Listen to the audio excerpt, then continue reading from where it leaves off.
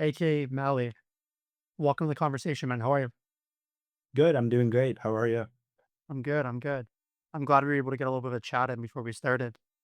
So no one is above or below an intro because we have people like Stanford aerospace scientists, pro athletes, military veterans taking psychedelics. It's like a wide range that gives everyone kind of a feeling of who we're talking to. So you are obviously known as a powerlifter, but you are much more than that, which we're going to get into. But you're sponsored by SBD. You're the co-owner and coach at Clean Strength Fitness with my boy Adam Jansen and others. You're national champion in 2024.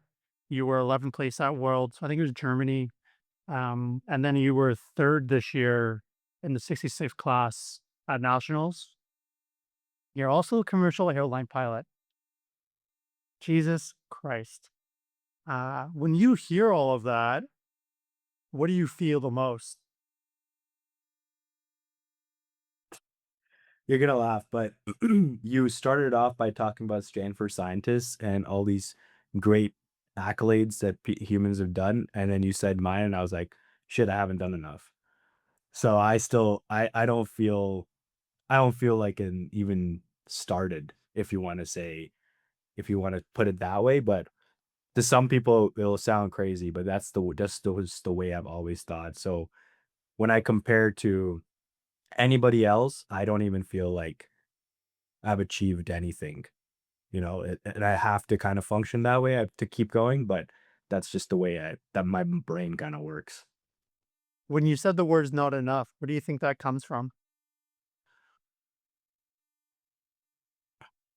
I mean, it definitely comes from how I grew up and how I've seen my family function, and then also stuff that I've been throughout life that makes me feel that way, um, that I've just not done enough. Um, But we can get into that as we keep going, but that's kind of where it comes from. I would probably say it comes from, like, more, like, family stuff and just the way I was brought up. Because wait, you came how old were you? 17, 18 when you came over to Canada? So I came here when I was in grade 4 for a couple years. So I grew up in Dubai, and then grade 4 for 3.5 years, I moved here with my mom and my sister. And then we went back for I went to high school, my sister went to, university in the States, and then I came back in grade 12, so yeah, 17, 18. So when did you get into powerlifting? Uh, Powerlifting was about, I think, 2nd year university, 2nd or 3rd university, so that was 2015, I think, was my first competition, so I think I started doing it around 2014. And what was the drive or motivation behind getting into powerlifting? So it was I mean, I was doing funnily enough, I was doing CrossFit before. I did a couple of competitions for CrossFit, and I was really bad at all the cardio stuff, which I thought I'd be good at, but in a competitive standpoint, I didn't stand a chance. But the strength stuff, I was like, "Oh, this is pretty good. I'm actually not half bad at this." And there's a couple of powerlifters in my gym, um, Andy Boca, another few guys that were there, and they started to teach me what powerlifting was. And powerlifting was still pretty small then. We were all kind of just doing like 5x5, like just really simple programs that were just on the internet. We were all just running those. Shaco kept running those over and over again. Um, so that's where it started. And then I found a competition, not even in this CanPL or CPU at the time. It was just a random competition, with a 24-hour weigh-in. And I just said, oh, I could maybe do that. And just signed up, competed the next day. Had no idea what I was doing. Wanted to win, didn't win, got crushed. But I had no idea. I fell in love with the sport in that competition because there was a bunch of guys, untested guys competing, and they were all just I was squatting what, maybe like 400 pounds or something, but these guys were doing 800-pound warm-ups with me. Like, they were doing it along with me with wraps, filing like their hands with nail filers, and I was just like, this is so sick. Like, everything about this is so cool. So in that moment, I just fell in love with the sport. Yeah, it's hard to really explain to other people that haven't been in it. But a powerlifting meet, especially a high stakes powerlifting meet, the environment, especially in the back room, is kind of like unlike any other, man. Because like, Mhm. what other sport? I mean, there's some, but like, there's not very many sports where you're in the back room and people are warming up and lifting these crazy weights and getting into their psychological states. It's pretty bone chilling. So I Yeah, guess I that even that was have goosebumps just thinking about it right now, just thinking about that first competition because it was unlike anything else. Like if I put myself back in that room, it's not like now every other competition I go to is very different, but we were warming up with the audience. Like the audience was just with us and oh we were really? warming behind them. Like it was a very small area. And yeah, I had no idea what powerlifting was. So just that feeling of those guys doing like weights I couldn't even fathom. I was just like, what is that? Like, how many plates is this guy even doing? And comparing myself to them, I was like, I need to be like that. And obviously now I know untested versus tested, completely different realms, weight classes, all these things come into play. But in the moment, it was really cool. So was there a moment in the gym that you had like a aha moment that you could be really good at it? Funnily enough, I think I had it in the back of my head for probably for like 9, 10 years that, oh, maybe I could try to do something good with this sport. Um, but it wasn't until I trained with Adam, which would have been probably like year 10. No, year 9 or 8 or 9, I think when I started to train with Adam is when I really like he was in my ear telling me you could do something. You could be decent at this sport. Um, or like you could be good at being a coach, like, you have potential. Because and that mo until I met Adam, I was actually gonna quit. I was like, I just hurt myself, I had a bad competition, um, business was kind of, like, okay, like, it wasn't great, but I was about to quit. I was like, "I'm just gonna hang it up. I don't think I'm going anywhere with this." And then Adam started to come in my ear, talk in my ear saying, "No, we can do something together, but also you have potential to do something yourself."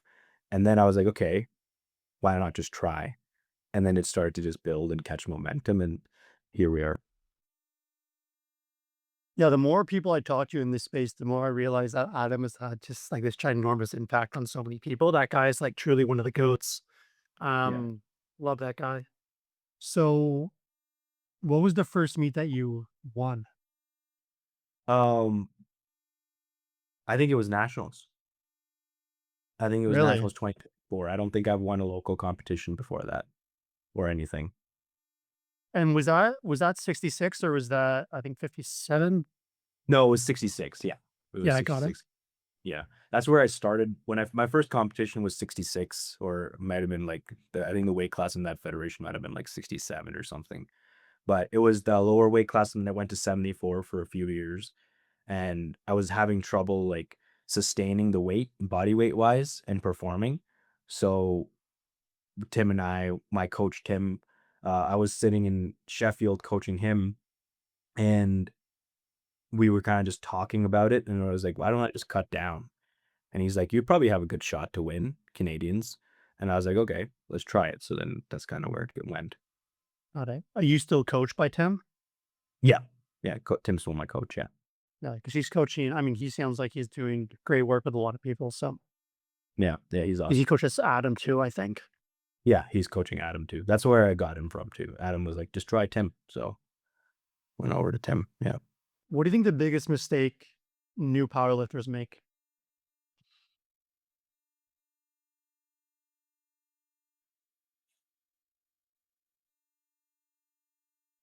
I think right now, I'll talk about the problem that I'm seeing right now with new powerlifters. I think now powerlifters who are coming into this sport are getting too married to the fact that they need to win and get world records or national records or provincial records, whatever their brain is set on. They need to get that right now. And if they don't get it within a year or two, there's no point doing this sport. I think that's the biggest mistake that people are making in this sport right now. Yeah, because I remember 5 or 6 years ago, Bryce Lewis, you know, one of probably at the time he was one of the goats. Anyways, he's so good. He put out a study that he did, or an observational study, that the average training age of a national champion in the States was 10 years. Yeah. And I know that's probably changed a bit now because there's these freaks that are coming in, but it's no different than other pro sports where these guys played ball for 10, 15 years before they made the league, you know? Yeah. So, what do you think that does for athletes in their training or mindset when they're trying to become you or Adam in 2 or 3 years?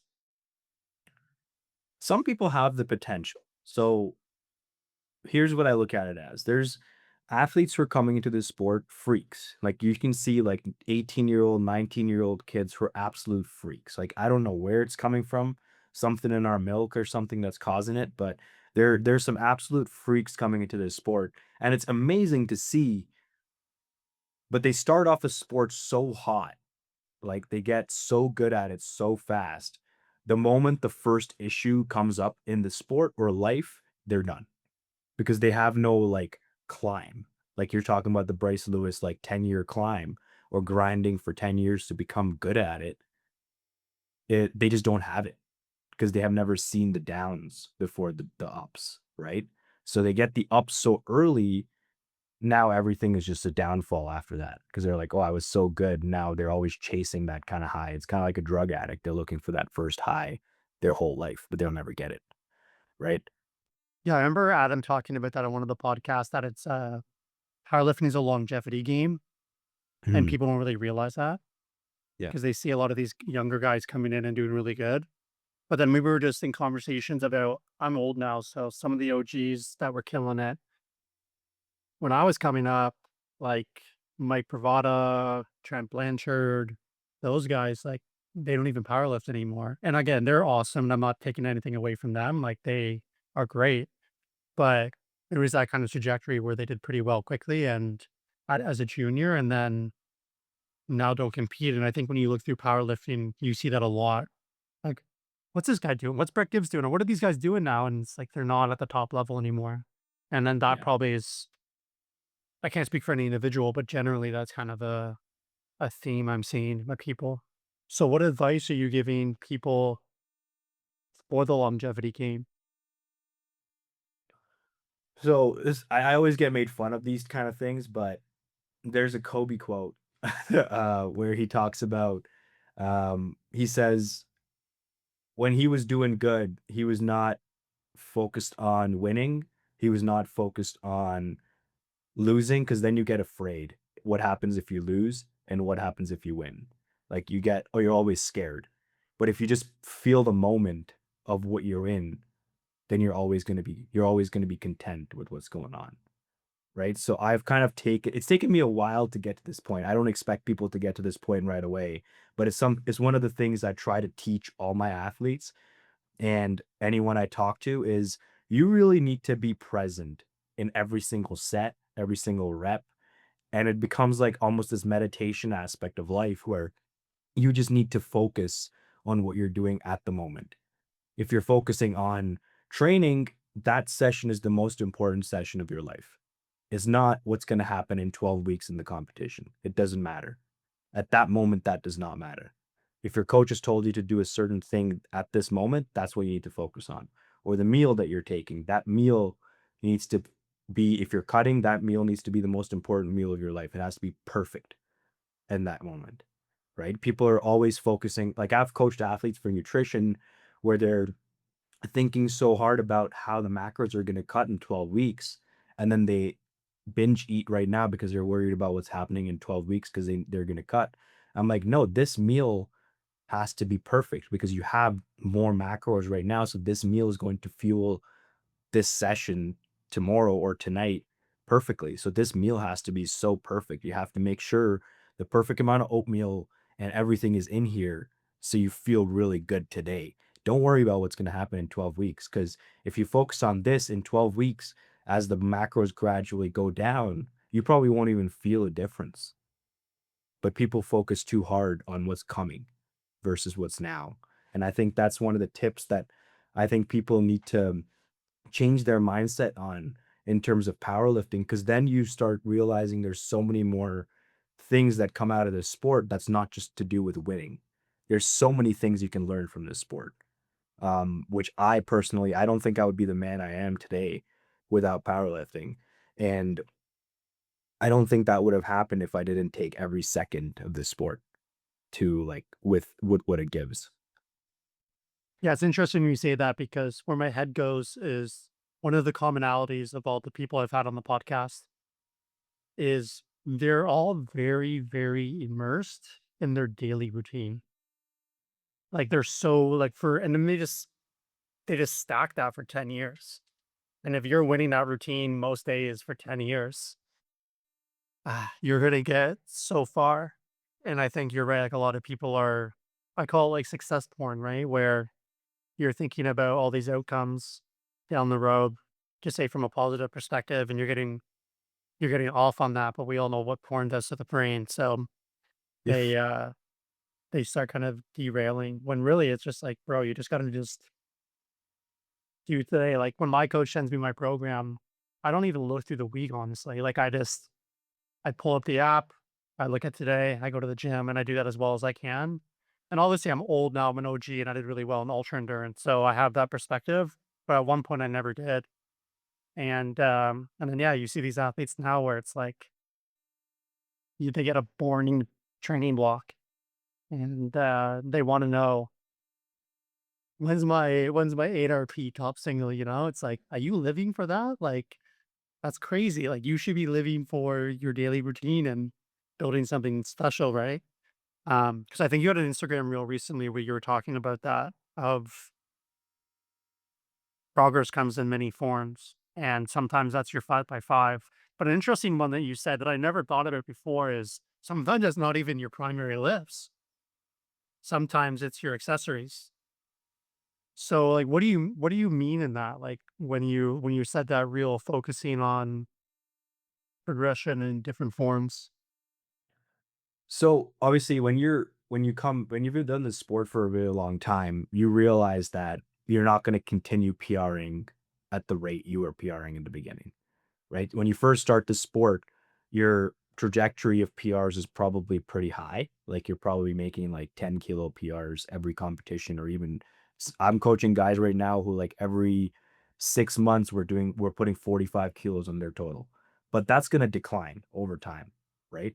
So you need to find ways to push that. It could be for most people, it's okay, I'll just go up a weight class, right? But when they go up a weight class, are they actually putting in the work to go up a weight class? Because it's easy to just eat food, get fat, or fat in relative terms, um, and just not be just not be at your optimal performance. But if you actually take your time doing it, it makes a huge difference. So when I talk about accessories, and it's kind of turned into like mine and Nick Manders, who's another coach in my team. Um, it's kind of turned into our thing that accessories are so important because you need to put in so much effort to actually get better at this sport at a certain point, right? And that might have come from like our golden days of lifting when we were just trying to max out the leg press with the boys in the gym when we were 14 years old, where we were just trying to impress girls at that point. But now that if you put that in our brain, it was like, oh, that's actually so important at this point to actually progress. We need to push everything to actually make any progress. So when it comes to actually tracking it, what I do personally and what I make my athletes do is I make them track every single accessory. Bicep curls too, right? Like if we're starting off like a year ago, we were doing bicep curls 50 pounds for 8 reps. We need to figure out a way to do 9 reps with it in a year or 2 years, you know, nothing ridiculous. I'm not saying like, oh, we need to do 100 pounds bicep curl, uh, over 2 years. I'm saying we can add a rep, right? So how do we get to that point? How do we make this progress actually continue? And I think when you're chasing some sort of a number like that, like, oh, I'm gonna add a rep in a year or something, it makes you actually try hard on everything. You're actually trying to beat yourself every time over blocks, right? Because that's what we do with in terms of powerlifting. The whole name of the game is we want to beat our squat. We want to beat our bench and deadlift. But why not beat the others, which are also helping the three main lifts, right? So that's kind of I try to shift that mindset. And with work capacity too, like you said, 5x5s, I think those are really important to progress where some people just don't have the endurance, we call it work capacity in our sport, to actually to do the work to keep pushing their top end, right? If you get a 19-year-old kid whose top end is, let's say they can squat 600 pounds right off the bat. They're just God-given talent. They can squat 600 pounds. But their back down sets, they can't even do like 400 pounds, right? So now you can see that gap is huge.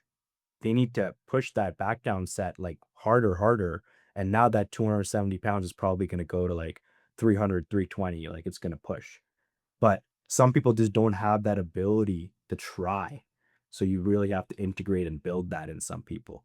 But that's taken us 10 years, but we need to teach these kids how to actually do that to continue their progress. Yeah, that makes a lot of sense. I think work capacity was a big thing in powerlifting when I came up, and now I feel like it's with the flashy top singles on Instagram, it's becoming less and less. And I've seen when I interned with the strength guys, I saw some really prominent powerlifters come over and sign with them, and I would see their programs, and it was just yeah, it was just like this Instagram program where they're doing like two working sets in the gym, and I think like I'm curious your thoughts on this because my thoughts on it was always a powerlifting meet can be a very, very long day, right? Especially now if you have up to 5 flights. And if you don't have good work capacity, like you might come out and squat something amazing. But then if you're benching an hour and a half later and then you're deadlifting an hour and a half later, if you don't have a good engine or work capacity, like your maxes are just going to start dropping by default as the day goes on, stresses, fatigue from squatting. And and if you're hitting 600 and your back end's work is less than 400, I think you're going to be way better off. Maybe not an individual lift, maybe, but for the course of the day, if your back downs are like 450, 4x4, you're going to be way better off. Do you think that's accurate? For sure. I think there's an interesting swing right now since we're talking about training. Um, there's a group of like coaches in in this industry right now who are still thinking that too much volume is detrimental. But I think the elite coaches are realizing that no, we do need work capacity for for reasons what you said just now of you need to be able to do a hard competition because that's the whole point of the sport. But also to actually progress, you need to be doing a lot more work, right? So if we just talk about peaking strategies, um, there's just not new, but a lot of coaches are saying that, oh, you don't actually need to like train hard in a peak. You could just do a block and train into a competition, which is fine for some people. It might work. I'm not saying it won't work, but I'm saying to blanket all your athletes in that scenario, you're probably holding them back or probably not actually putting them ready enough for a competition versus my athletes or athletes that I'm talking to other elite coaches, you're doing like 12, 16 weeks out from a competition. These guys are doing, my athletes are doing so much work that the peaking block feels easy, right? So I think what the peaking block in the competition feels easy because they've worked so hard for that point. But I think what these new coaches are not realizing is that the work is actually done before they actually do that easy block of like going to a competition. So they're forgetting that that work capacity and volume is built, and then you kind of ramp into a competition and it feels kind of like hard but easy. Kind of volume wise, it feels easy, but it's still hard because you're doing your top end in like a peaking way. So I think they missed that first bit. It's interesting you say that because there's a video on Adam's channel on YouTube. I kind of shifted my perspective quite a bit. And he was talking about sometimes he's more dialed in the off season than peaking, and it's kind of like a backwards way of thinking maybe, but it makes more sense to me now the more I've thought about it. Because I think a lot of people take it hear the word off season and they think it's a time to, like, not take it as seriously, but if you're someone that's doing the right amount of volume and work and put in a lot of work, like, there really isn't an off like, you're when you're putting in that kind of volume, like, it's not an off season, like, it's really, really hard sessions, like, those are your hardest sessions, really, like, if you're doing 5 by 5 at 80% on a deadlift, when you're getting into doing, like, singles at 90% going into a meet, like, that's an easy day compared to fucking 5 by 5 at 80, right? So that's kinda what I heard in that too. And then you see it in professional sports, like you referenced Kobe, but those guys' off seasons are so crazy. And then you see a lot of NBA guys whose their off seasons are like fucking Instagram models and drinking and partying and stuff. And yeah, they're good and they make money, but they're not Kobe. And those guys like LeBron are like Justin Gaethje just had that fight at the White House with Ilya Taporia, and someone posted a video of him like 3 days later in the gym doing like trap bar deadlifts and box jumps and things like that. Like right Yeah. back in there, getting the work in. So when you think about the totality of a year or a career, if you're taking your off seasons less seriously, like how much of percentage of your career are you just like not wasting but not maximizing, right? Yeah. I hate the term off season in powerlifting. I've always you if you've I know we just started kind of talking a few months ago, but I always said that off season in powerlifting is a very dangerous word to use because we shouldn't be calling it an off season. It should just be continuous work. And that's where if we go back to the question of where what I would tell a new powerlifter is you really need to spend time falling in love with this sport and not falling in love with the accolades because that's when you'll get really, really good, right? It's like if we look at Austin Perkins, um, that one of the best power, probably the best powerlifter in the world right now. Um, I don't think a lot of people realize how many ups and downs he's been through, even though his potential was so high to start with, right? And I think there was like a video where he talked about how his wife used to tell him that, "Do you wanna be good? Do you actually wanna be good at this thing? Because you don't really do your accessories, you don't do your back downs. How are you expected to be good?" And then he started to, like, realize that, "Oh, I actually need to do a bit more." And that's, I think, when we saw this huge rise in Austin Perkins, when he realized that he has potential, but he needs to, like, not take it for granted and really try hard. And really put in work every single day to be actually be where he's at right now. So these new kids who are coming in, I almost feel bad for them because they're looking at Instagram at Worlds and all these things, and they're looking at Austin Perkins, Will Ball, and all these amazing athletes, and they're just looking at snips of them right now, but they haven't seen them for the last 10 years versus we have. Right? Like, I remember Austin Perkins being in Midland University doing equipped powerlifting, being okay, like, he was good, but he wasn't Dick Taylor Al was beating everybody, top of the world, ahead of the game, like, he was really good, and then Austin Perkins just chipped, chipped, chipped, and now he's untouchable, Mm. right? Like, when you put potential and work together, you can't stop it, and that's when we look at, like, people like LeBron and Kobe.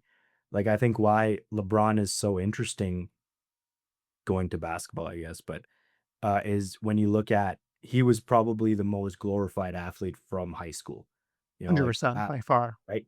Everybody was coming to watch him, like, Allen Iverson was sitting there like, "Who is this guy?" Like, He was at his selling at high school. arenas as a fucking Yeah, high school basketball.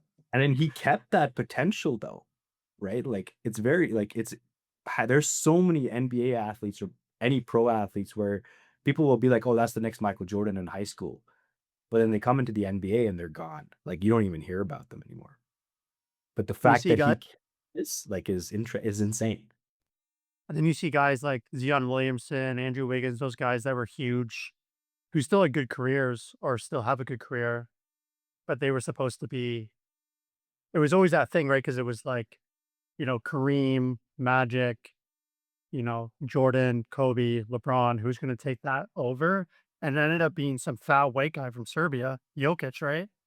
And then you see these freaks like Zion coming in, and everyone was like, oh, they're going to be the next whatever. And they just didn't put it together on the mental side of it. I know we talked about it a little bit over messaging, but the most impressive people on the planet to me from like a mental standpoint and athletic standpoint are tier one military operators. And I was very fortunate to, and I am fortunate to have a very good, actually, we had a phone call the other week. I was sending him some texts and he must have just felt something was up. And this guy's off the grid. Like no one can contact him. I can't say the country he's in, but like he moved to a different country, built a house, like off the grid. And he just like cold called me. And I was like, my heart started like racing at 190. I was like, Brian never calls me. Like, this is not good. And he calls me and he's like, what the, like, what are you doing right now, man? Like, and he gave me like a good talking to.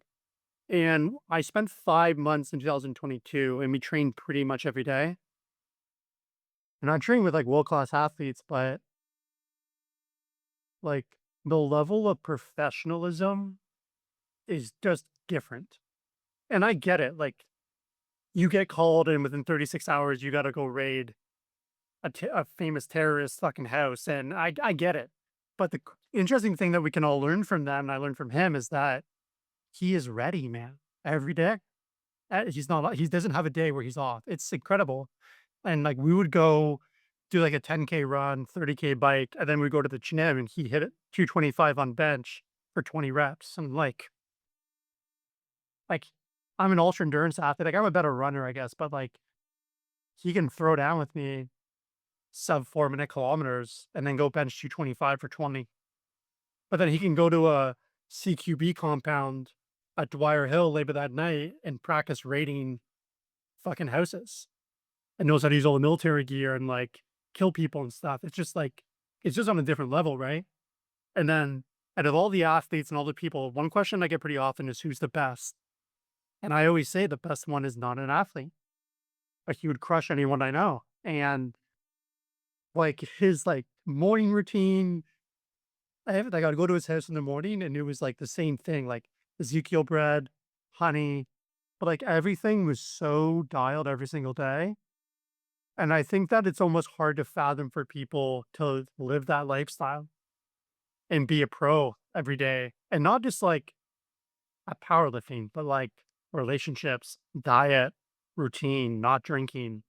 Like, but again, if you stack that, like him, like he stacked that for a decade. Like he was an Iraq war veteran captain, who led a team of 16 guys. And when they were in Iraq, his role was transporting high profile people through like very, very, very like Kandahar, Afghanistan, like high threat areas where you're always hyper vigilant, right?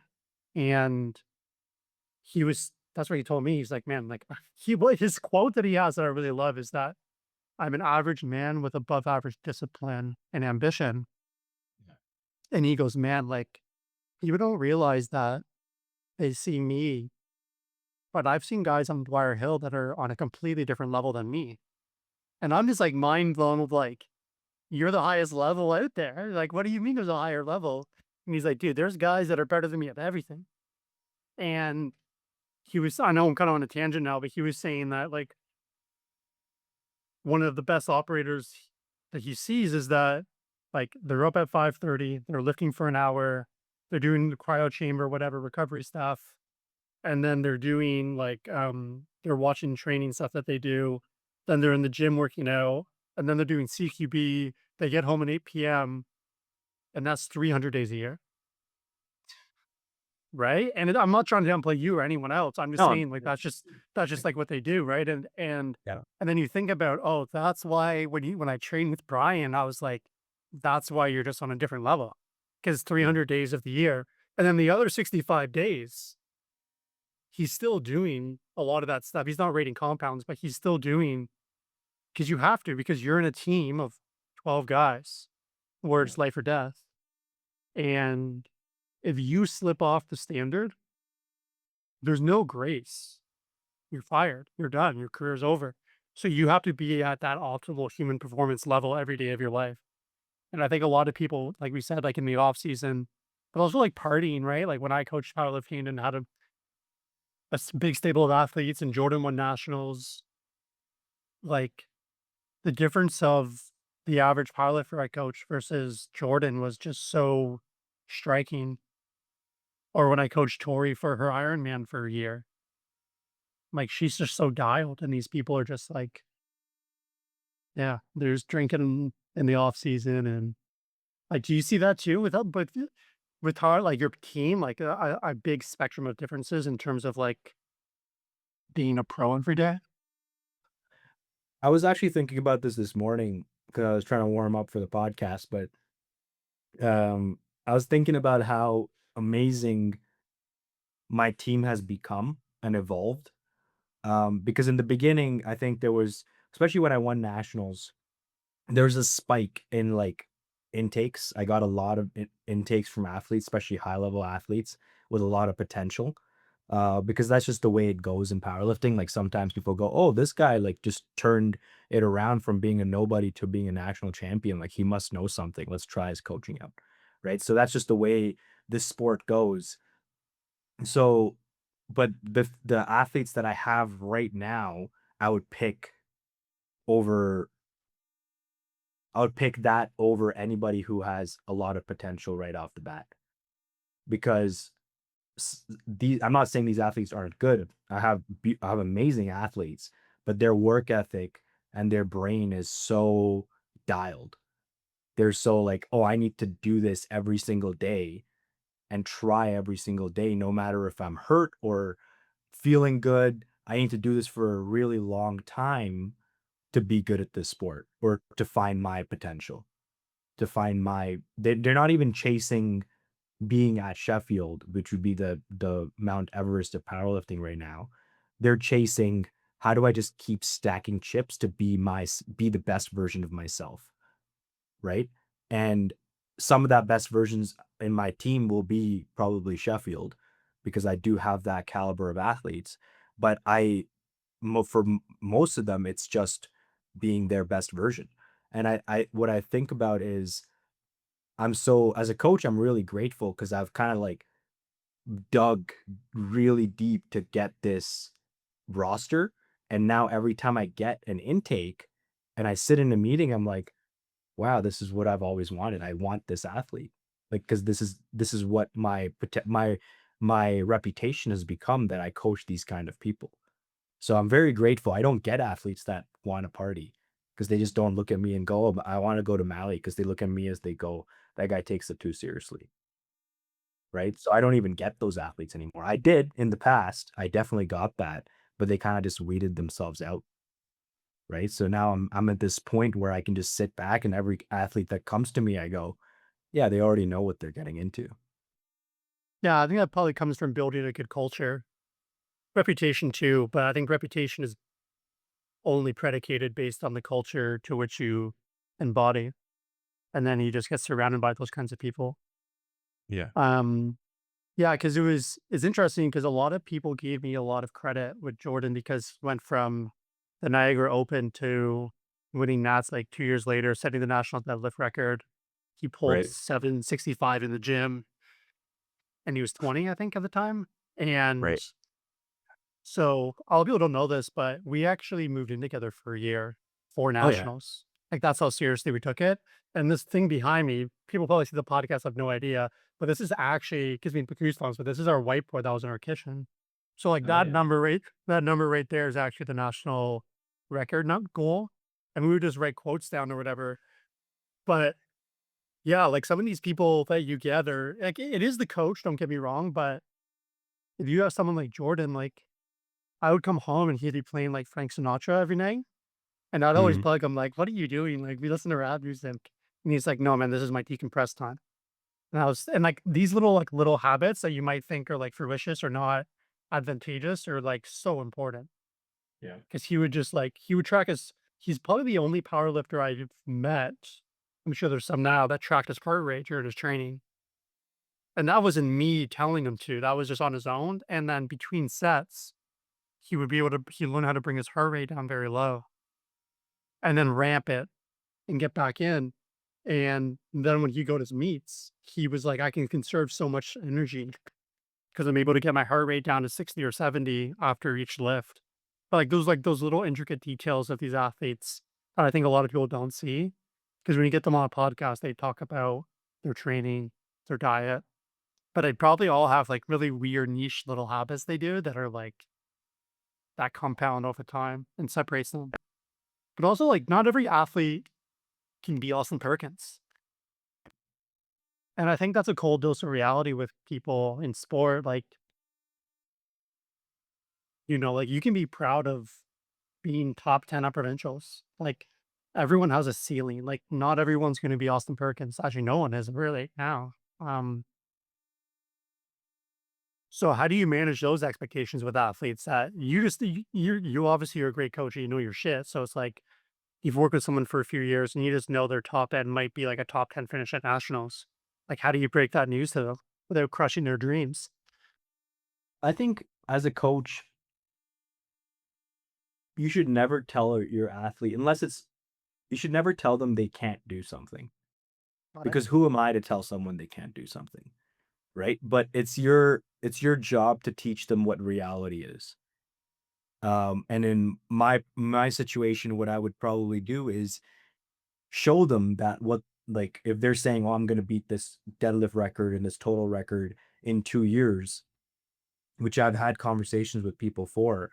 Um, and you have to really put it into perspective. It's like, okay, your max right now on deadlift is, let's say, 600 pounds, and the deadlift record sits at 850, right? To be like, okay, you're making linear progress right now, but that 600 to 700 mark takes people 10 years, So hard. right? Right? It's so hard. So if you got to teach them what that actually means to be in that level, right? How much work it's actually going to take. So what I like to do is what I like if there's an athlete like that, I'd be like, okay, you want to get to that. This is the difference.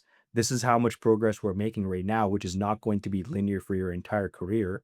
So this is you need to put a lot of work in to get to this point. But let's see if you can do it, right? Let's try. And they might never get there, but at least they tried. But if you tell an athlete like, no, you're stupid, you're never getting there, which I actually know a lot of coaches that do that. Now you're just not letting them try, because what's the point of life if you're not going to just put in the effort and see if you can do it, right? And Yeah, I most think people will never get there, no, I but think it's whatever. smart. It's more of an object. It removes any kind of feelings or emotions from it, right? Because you can Mm, just look at the numbers and the data and be like, this yeah, is your progression, and being honest yeah, with them, like the progression's only going to go down. yeah. The law of resistance exists for all of us. Yeah, I think that's a good way of doing it. Because too, like to play devil's advocate for me is there are people that you think that this is their potential, and I don't know, randomly they just have this crazy. Because most people are gonna like literally progress, but there are some people in the sport that like stagnate for so long, Yeah. and then out of nowhere, an adaptation or whatever kicks in, and they just blow up again. Which is super weird that happens. Or even the other side of the spectrum where people are so good, making such good progress, and like their totals are insane at the start. And then something hits them, like maybe life, or like I had an athlete, they wouldn't mind talking about it right now, but they were probably the highest. I ended up getting him the best junior total of all time in GL wise. Like he ended up beating Adam as well. And now he decided to take a break from powerlifting for outside reasons. I won't talk about them. But how does a coach navigate that? Because when I was coaching him, I was like, holy shit, I can take this guy to Sheffield. Like he's good, right? Like I can make him be something, but I have no control over what happens outside. I have zero control, right? Or how they navigate that. I have no control over that. I can help them, maybe help guide them if they even want to take my help. But how do I navigate through those stressors? I find that more challenging than the other conversation that we had 30 seconds ago. I find that more difficult than somebody who's wants to be at the top and now wants to put in the work for 10 years to try, versus someone who is already there and can be there, but they don't know how to navigate the other stuff, Mm. Yeah, that's right? challenging too. Yeah. Because like for you, how much did you put on your total this Nats versus last? None. Same total. None, right? Right. Yeah. And then there's that other guy who won. I forget his name now. Carlos. Yeah. Yeah. So is there a fear there that like if you're not making more progress, he's just gonna win every year? Of course, like there's obviously like if I focus on that, which I have, because he's younger and he's very consistent, right? Like if I just look at it as a competitive standpoint, he's very consistent. He's making progress every single competition. He just did worlds and beat his total by 5 kilos. And he didn't have the best prep ever. So he's going to continue making progress. So obviously I have more years on my knees to keep trying, but I do have experience. So in that sense, I'm like, oh, I can still keep going and keep trying. But I don't focus on it. I don't focus on what he's doing and how much progress he's putting on, because there's another guy in our weight class, Clifton. He has the had the world deadlift record, Clifton Pho, and he was very good, stagnant because of injuries, and then out of nowhere became insane at the World Games. And now most people will look at him and be like, he's stagnant again. But he's got way more years than me in this sport, way more experience at the highest level than me in this sport. So if someone like me or Carlos don't look at someone like Clifton, we're gonna get left behind, right? So I mean, that I don't happened. really worry about these people because I just need to focus on what we talked about, like today. I need to make sure today is perfect to be even in the conversation with these guys in 9 months. Yeah, because that's kind of what I felt happened with Jacob at Mm, Fish 74. Because I know I did the all access with Adam, and Adam gave him his credit, like he can do well. And but when I was looking online and seeing the conversations, like no one had him in their top three. And then when I did a poll, he got no votes. right. And I think he ended up coming second. And 'cause he did that huge weight cut. And everyone's like, Right. ah, no, there's no way, there's no way. And then he came in and just Yeah. started blowing things up on squat, bench, and then he had a crazy deadlift. And he had probably a bit more in the tank. So I mean, powerlifting, I think, is a lot more competitive than an outside viewer might think. Because if you have 3 or 4 or even yeah, 3 guys that are gunning for it, sometimes that guy who's a little bit on the outskirts can outplace people because you guys are making calls to win and you're taking risks. And if that guy just goes 9 for 9 and takes what's there and you miss a deadlift, you could miss what? If you're doing a 15 kg jump, he can jump you. Yeah. Well, you can also, and there's also, I call it powerlifting IQ, but there's so many athletes out there who are probably pound for pound, sorry, not pound for pound, sorry. I say number wise, probably the strongest athletes in training.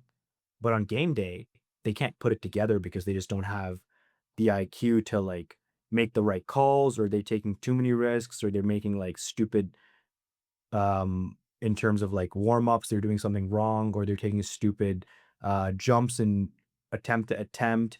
And I've beaten as a coach, I've beaten people based on, I call them low IQ athletes, and I gamble on it. I go, I know we're not the best today in terms of numbers, but we can beat that guy because he's going to make mistakes. And I just bank on it every single time. I just play the card. I'm like, they're going to mess it up. And it works every time. It's funny, one of, I don't know if he still coaches, but there's a guy named Braden Southern, and he was a good coach. He coached Serena for most of her career when Okay. she won nationals and stuff. Yeah. And there was one time where me and him were in Toronto at Westerns, maybe, it was in London, and we had a bunch of athletes that we just happened to be there, but they were all, like, more like entry-level athletes, not really super competitive at a high level by any means. And me and him cleaned house all day. Because we were just like, because they would like a lot of these athletes that were good would have like their buddy coaching or whatever. And they just like, there's so much, because you would just think they're just numbers on a board, right? You just take what's there, but there's so much strategy that you can actually do. Like, and me and Yeah. Braden were just like, I guess maybe we were dicks about it, but like, we were doing like placeholders for like third place and shit like that. But Right. again, you're paying me to get the best results, so I don't care about these other people's feelings. Like this is a Uh, competition. Like yeah. in the NHL, no one's gonna like hit the rookie less hard. You know what I mean? So me and him were just doing like crazy things, and people were looking at us like, "What are you guys doing?" And we would have someone that was like in seventh, and then going into the deadlifts, we get to like third because we were just like playing with the numbers and shit. Yeah. Um, what do you think the difference is between a low IQ athlete on game day and a high IQ? Like, what are the high IQ guys doing differently? High IQ guys, I think, are slowing down the day, where they take it attempt by attempt. They're not thinking about the third and what number they need to hit when they're warming up. They're making right calls, like they're taking their last warm up, talking to their coach and going, "That wasn't very good. This is what's going on." And they're trusting their coach to make the right decision for what's going to happen on the outside, right? And then realizing that it's how you finish the day versus how every attempt needs to go, right? It's a total sport. So if your squats aren't going good because you just maybe didn't have a good refeed or something, then you need to trust your communication with your handler and the handler's call on the day. Like my handler is Graham for every competition since nationals that I won. And I trust him with my life. And I don't care if he makes the wrong call, if he left 2 or 5 kilos on the table, I will never go to him and be like, why the hell did you do that? I will be like, no, I trusted you in the moment. I trust you. I trust that call 10 times out of 10. So I think the difference between a high IQ powerlifter versus a low IQ powerlifter would might be ego, might be the biggest thing that comes into play. And then there's also and when you're out on the platform, high IQ powerlifters will probably not let the environment influence what's going to happen. They're not like rushing their lifts. They're listening to the refs. They know the rules. They're adapting to how the refs are doing stuff. Like if I know I will go out to a competition and I'll know exactly where the ref is sitting for every single lift and I'll adjust my lift for that. Right? So if my ref is sitting on the right side beside me on the bench versus behind me, now I know that my feet and my hips matter way more than my elbows, right? So or on a deadlift, if the ref is sitting in front of me like 45 degrees, now I know my knees don't matter as much as if they're sitting on the side You or right in front of me, brilliant. right? So you need to adapt on the moment, but people will kind of complain for those things, but those things are so important to make attempts. Right? So It's and kind of also know weaknesses. Like if my I know my weaknesses could possibly be depth or um soft knees on deadlift for last competition. So I have to adapt in the moment to make that sell. right. Right? So But Nick Manners he's a very interesting person. Very interesting. I'll just say Adam and I have been trying to get him on the podcast. okay. Adam's like, Adam's like, Manders has got to talk to you, man. He'll have a therapy session with Manders. Yeah. Adam didn't say that, by the way. But he has a fucking reel where he talks about how powerlifting is an illusion, I think. And it's like at first you're like, what the fuck is this guy gonna go off about? But he's a really smart like Yeah. no, he's just a very wild boy, but Yeah. he's obviously very intelligent. But he's talking about the illusion, or I think that was one of the parts he talked about was like the lockout. And he's like, he's very vocal, but he's like, when people complain about their shoulder, blah, blah, blah, he's like, no, no, no, it's your job to convince the ref the Yep. illusion that your shoulder blades are actually behind the, or whatever, I don't know the exact rules anymore. I've been out of the game for so long. But he's like, some people get favorable calls because they're good at the illusion that their shoulder blades are behind the bar when they're not. And some people aren't good at that. And I never thought about that before. It's like, oh shit. So like some people are just really good at at that too, and I'm guessing that factors in what the refs are and thinking through that process. Wrapping the bow on the powerlifting stuff. Powerlifting, I consider it an elimination game. There is no game 2 to game 7, which means how you feel on that day is incredibly important because you can't get it back. What are you doing? Because obviously your performances are consistent. What are you doing in your lifestyle routines or habits for you to make sure that you're feeling really good every national competition? Um, it's interesting that you say that I'm consistent because I don't think I'm very consistent in terms of performance. But if you look at my data, it probably does look pretty linear or straight. So in terms of data, it is pretty consistent. Um, but what I'm doing day to day, which I think is different to if I just compare myself to when I go to the gym and see people training, is I take every single day at 100%. And I'm not saying I'm going like max lifts in terms of effort every single day, but I'm attacking every set and every day as if it's the most important day of my life. Because I always look at it, I don't know why, but in the back of my head, it's always is if I leave today and I get hit by a bus as soon as I walk out of here, did I try? I don't want it to be that I gave minimal effort and then I went home Right. and then that was the end. Right. So I treat every single day like that. But if I just break it down, if I was teaching somebody, I would say, yes, give every single day as much effort as possible. Meals have to be perfect. Meal timing, control it as best as possible. Sleep, if you can, at least 8 hours a day. Right. And you have to kind of stack these things over time, and then you'll still probably have a shit sleep the day before you compete. Like that last nationals in St. John's, I didn't sleep a wink. Not one night, not 1 minute did I sleep, right? And it doesn't matter. You can put in as much effort as possible throughout your a day, or training, and then that you won't sleep the night before. You'll wake up and you can't stomach water. You can't have an ounce of water. You're just like, I can't take it down. It's not coming in. I don't know what's going on. And there's so many things that play into the role, like anxiety, heart rate, and just like I don't know, your body's just giving up on you in the moment. So many things can happen with that day and that are not in your control. But when I look at just that St. John's Day, if I look at it as my training, um, I give every single day 100%. I try to put as much quality food in my body, eat all my meals every single day.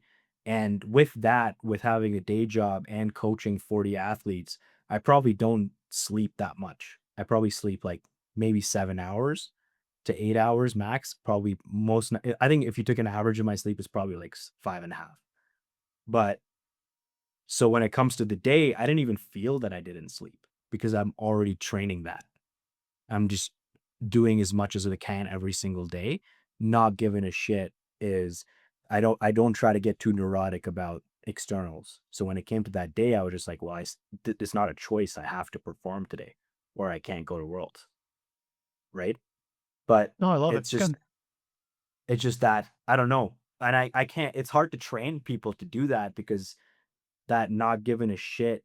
Because even in the competition, I couldn't walk. Like my calves were cramped, my entire body was cramped, but I was still going out every single attempt and giving it my 100%. But I didn't let anybody know, none of my competitors, my coach knew, but no one knew that I was struggling because I didn't sleep. My food wasn't proper. My water intake was shit on the day. I was not performing. I was not feeling good, but I was like, no, but I have to continue trying. And that probably came a little bit from how hard I trained, but also probably from like my mental of just like, I don't give a shit. I have to do it. No, it's great. Love that. What made you get into becoming a pilot? Um, so I grew up in a um school in Dubai where it was all my friends' dads were all pilots for Emirates. So I grew up with all those guys, so always talking to them about how amazing the lifestyle of a pilot is. Seeing like in for Emirates pilots, like a car comes to them every time they have a flight, and Emirates car shows up, picks them up, takes them to work. Like they look really cool in their uniform, and like these luxury cars are coming to pick them up. So I saw that, and I was like, oh yeah, that's a cool industry. I want to be in that.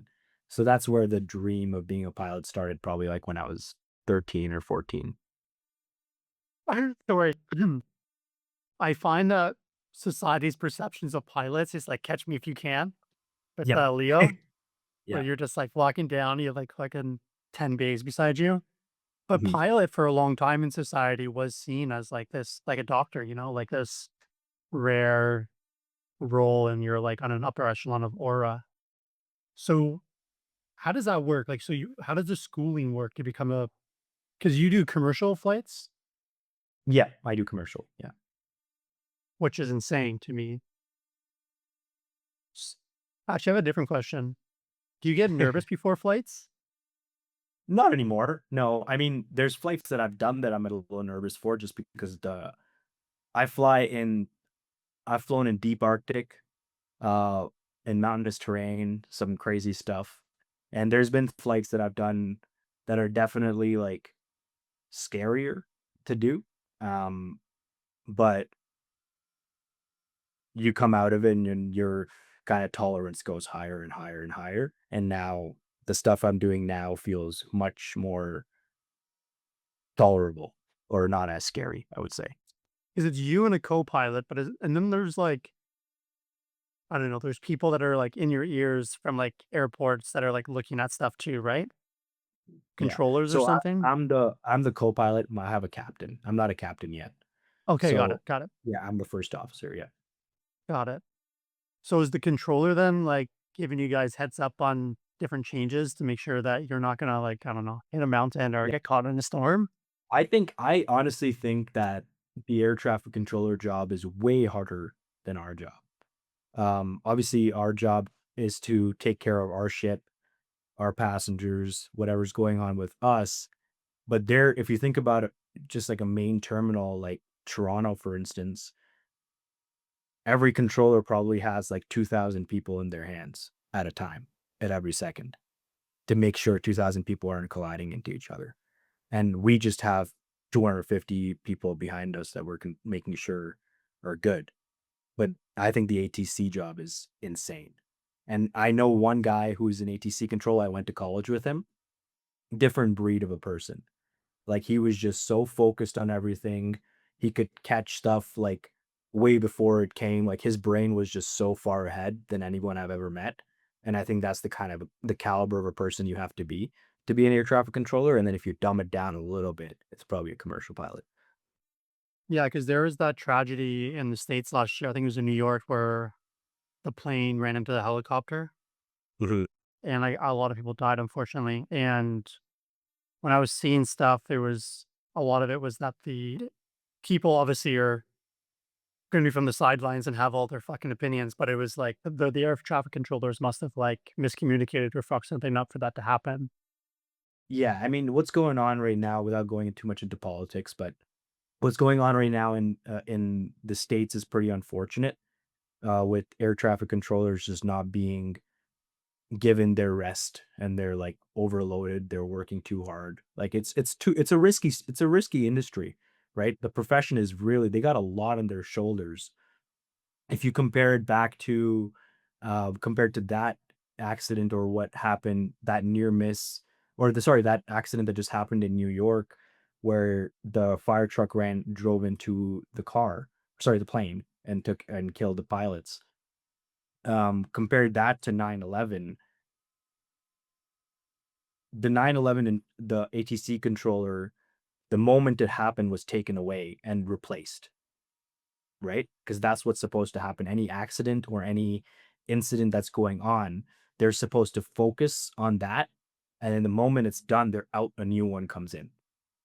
But the one that happened in New York just now, the report's not out, so I don't want to speculate too much but from what I have heard and understood from our industry is that ATC controller was dealing with another accident on the other side of the airport and was also now supposed to deal with normal aircraft on the ground and in the air, which is, if you look at it just from like a management perspective, is ridiculous, right? You're dealing with an emergency on the ground, and you're also supposed to take care of all the 30 planes in the air and 30 planes on the ground navigating and fire trucks. How do you manage that? Right? He or she should have just been focused on that accident that's happening on the ground, and someone else should be controlling the ground, someone else should be controlling the air and making sure nothing is happening. So it's not the fault of the individual, it's the fault of the system taking away the resources from the ATC controllers. The and like that person, I don't know, maybe I'm like super biased, but that person should be set for life financially. That got put in that situation that because people want to blame that. I know because if someone's put into a position where it's too much to manage at once and that happens, like that person's trauma is going to be you can never come back, like fully come No. back from something like that. Like they should be given whatever 80K, 100K a year for the rest of their lives Yeah, no to kidding. like be able to, and then obviously paid for whatever, like treatments. Maybe that's who knows, ibogaine in Mexico, whatever the case is, because that person's now gonna have to fucking live with that. Like there was an incident here in the area where I am where um yeah, it was really unfortunate, but a kid in high school killed himself in the high school washroom. Oh, yeah. And my mom's, I won't say any names, but my mom's friend was the first responder and first one on scene. It's like, and I remember when my mom told me that the day after the incident happened, and I'm just thinking like, it shifted my perspective because I'm like, what am I complaining about in life?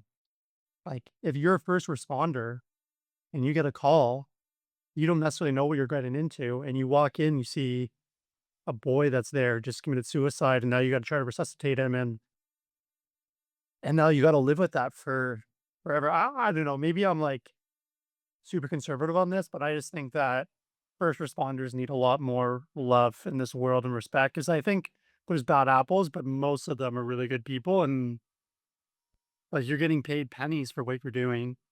Oh, yeah. 80K a year to fucking walk into a bathroom and see a 14-year-old kid committing suicide. Like that's just so fucking crazy to me.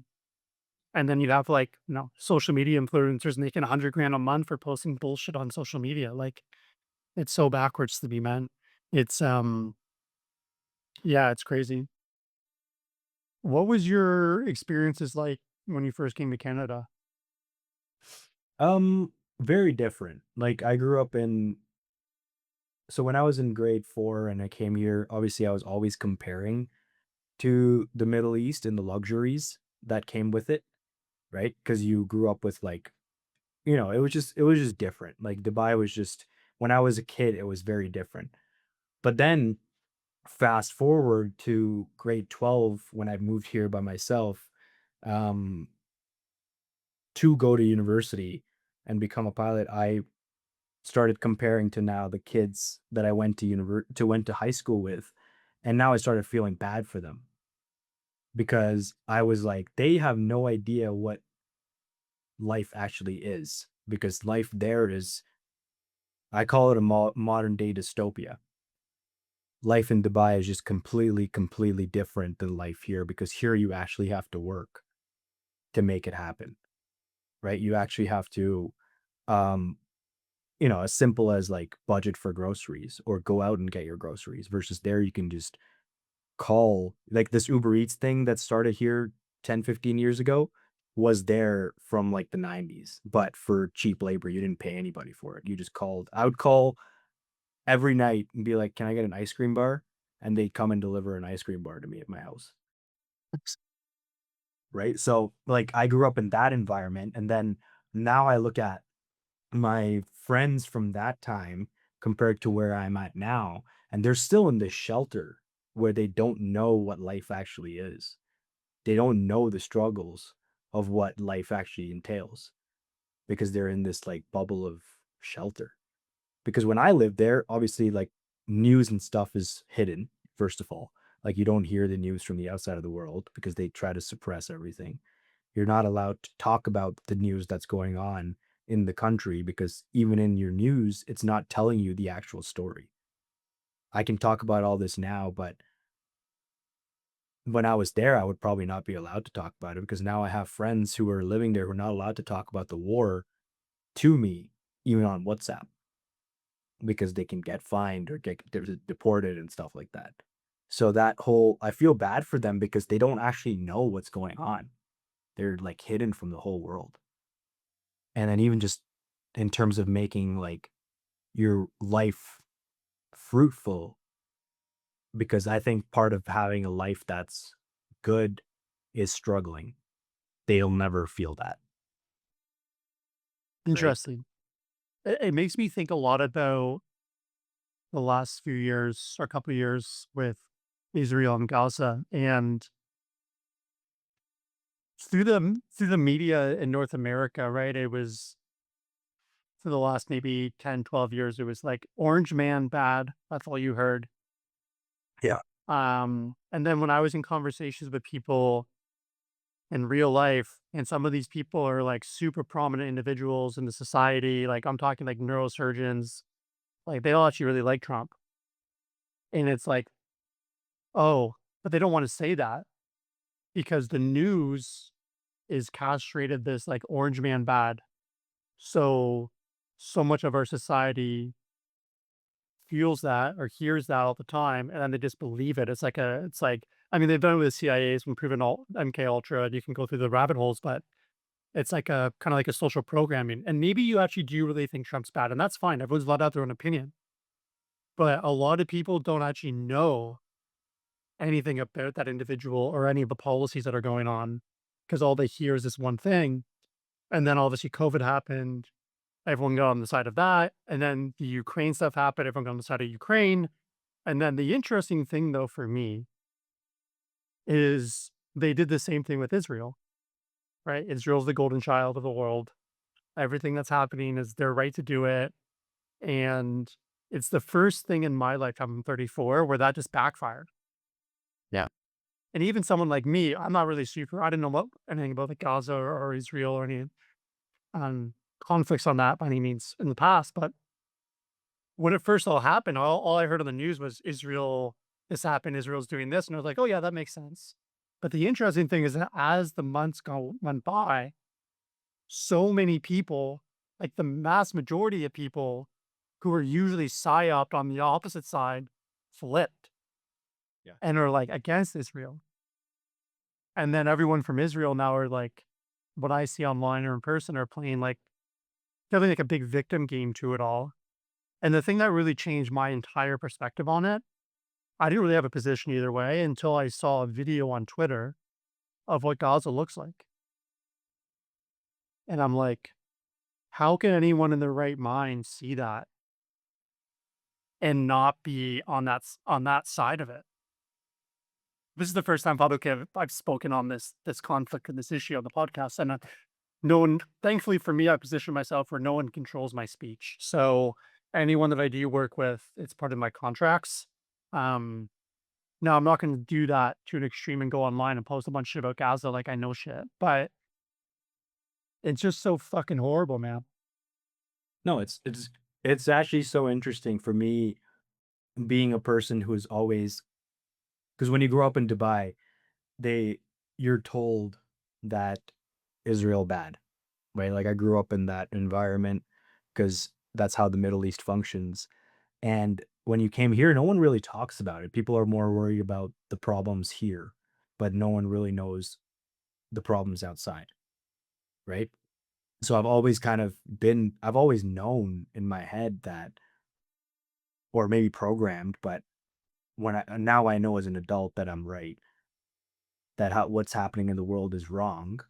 But now you can see the shift in society and people actually seeing what's going on. And it's really interesting to see because it makes me happy to see that that's happening. I would hopefully see a good result out of it happen in the next few years. Um, or we'll just never, I don't know, we'll never see anything come out of it. But I don't know. It's really interesting to see the world realize what's going on. Yeah, because as of right now, I'm pretty sure the only major power in the world, like their head of state that supports Israel, is America, and all the other countries switched to how like England, Canada, France to supporting Palestine and Gaza from my like super uneducated viewpoint on the topic. And I never thought I'd ever see the day where that would happen towards Israel. And Yeah. again, like I am happy it's happening because like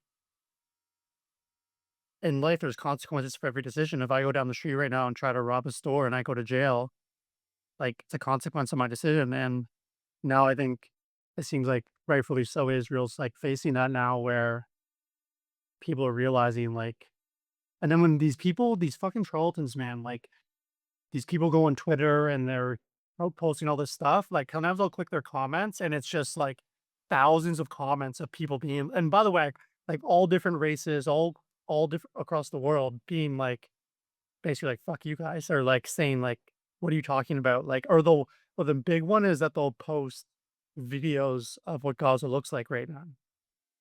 And it's always like the top comment. And I think that even alone, thank God for Elon Musk buying Twitter and restoring full free speech on that platform, has like shifted so many people that I talked to in the last couple of years because they're like, oh, I had no idea. Because the media is just showing you this like barbaric culture that did all this crazy stuff. And then you go on Twitter and you see the videos and you're like, oh my fucking God, this is a Yeah. genocide. It is. It's just a genocide. Yeah. Um, no matter how you want to cut it. Does what is what happening over is what is happening over there play like a role or impact on you or your family? Um, no, I mean, what's happening right now hasn't played an impact on our family, but obviously the way the UAE functions has definitely played an impact on my family. Um, but what's happening right now, where it's funny, not funny at all, but we're kind of like me and my best friend who is also from Dubai and who also like kind of got exiled from the country, same as my family. We kind of now look at it and go, people are realizing so much more about the whole conflict. And we're looking at it as if like we knew this for so long, but no one talked about it. Right. So in terms of direct impact of the war right now, it's probably just gas prices. It's what's affecting Yeah, of me. course. Right. Is And I that like think a f that's a funny thing you say. Like, why I think I was thinking about why people are kind of realizing that this is bad or what's happening in Gaza is bad is because now it's actually affecting their wallet. right, Right. Because before this, no one gave a shit about what's happening outside of our house. Right. No one really cared about the impacts of the Middle East because um in Canada and America, we're very self-centered. We're a very self-centered society where we just care about our problems, our issues, everything here bad. We need to control here. But we don't care about how it happens. You know, like we don't care if we fund a war and our corn is cheap today, right? We only care if corn is expensive because we're like, why the hell is our corn expensive? Right now we start going, oh, it might be because of this. So now people only give a shit right now is because it affects them. But if it never affected them, they wouldn't care. right. Yeah, because now fuck all you see online right now is Yeah. it's gas prices. It's also kind of like infuriating that that's the line in the sand for some people. Like Mhm. some people like me saw the videos and were like, "Hey, this is fucking tragic and terrible." Like I don't give a fuck about gas prices. I've never cared about a gas price in my life. 'Cause that's the price. I need to drive my car. Like, spending my time stressing about gas prices and worrying about gas prices is so it's in my control, like, it's just a waste of energy. But then when you see it from, like, a humanitarian perspective, it changed my perspective. So it almost, like, kind of infuriates me that people, Like, that was the thing that made them shift. It's like, holy fuck, because your gas is up 20 cents or 30 cents or 50 cents or I don't know what the numbers are, but yeah, it's super. Yeah, especially through the COVID times and now into this, like, I've just learned that, like, my buddy, um, Nick, he owns 613 Lift where Adam did train at or does, I don't know. Um, but yeah, so he stayed open during COVID on the last wait, not the whole time, but at the end. And, he was telling me that, like, if I don't keep my doors open this month, we go under. Like, Mhm. that's it. But it's not him going under.